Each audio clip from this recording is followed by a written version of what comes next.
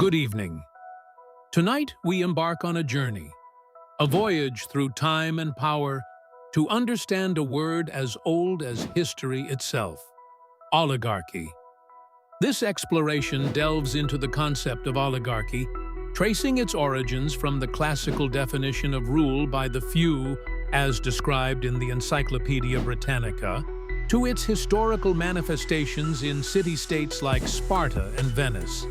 We will then examine individuals who have amassed extraordinary power, from the post-Soviet oligarchs in Russia to contemporary figures like Elon Musk.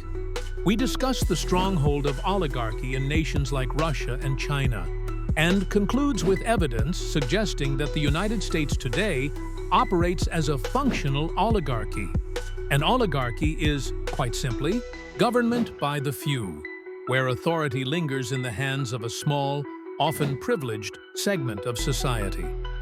In such a system, those few wield power, not by virtue of the will of the many, but by wealth, birthright, or influence alone.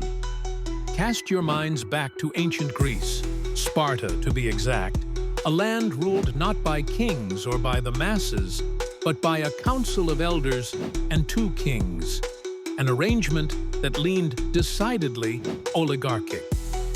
Consider the Roman Republic, where only the nobility could stand for office and only landowning men could vote, a system designed to keep power within a select aristocratic class. Then journey to the canals of Venice, the serene republic, which for centuries sat under a mercantile oligarchy, governed by a doge and a great council composed exclusively of noble families. These were not aberrations, but expressions of a blueprint. When power is too precious, it is entrusted to too few. Across centuries, individuals have risen to become archetypes of oligarchic power. In post-Soviet Russia, a handful of tycoons, often called oligarchs, amassed fortunes by acquiring state assets on the cheap, wielding influence that reached the Kremlin itself.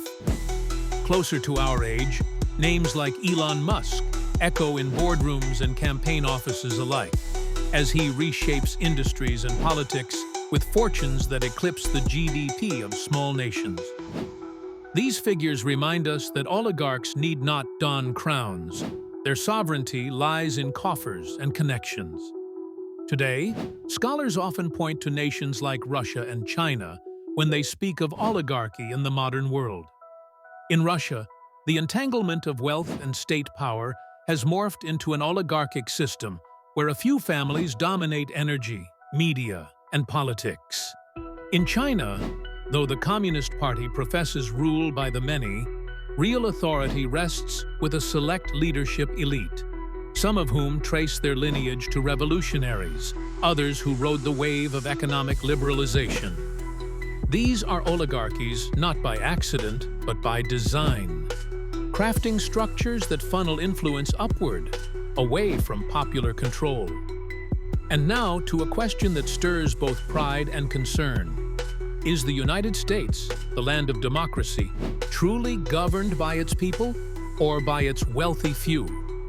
According to political scientists Martin Gilens and Benjamin Page, the answer is striking. Their 2014 study found that economic elites and organized business interests have substantial independent impacts on U.S. policy, while average citizens exert little or no independent influence. A summary by civic advocacy group Representatives echoes this finding, highlighting that citizens' preferences often do not translate into policy when they conflict with the interests of the affluent. Further research from the Physicians for a National Health Program reiterates this. The majority does not rule in any causal sense of policy outcomes in America. Collectively, these studies paint a picture of a system where money speaks louder than ballots. So, what do we make of this? If oligarchy is the rule by the few, then we must ask ourselves, will we accept this quietly, or will we find ways, through reform, through activism, through voice, to return power to its rightful place among the many? Because history teaches us that oligarchies, no matter how entrenched, can be challenged. Sparta's elders once fell. The Venetian nobility once cracked. The Roman aristocracy once yielded to Caesars. And perhaps, one day, our own moment will come.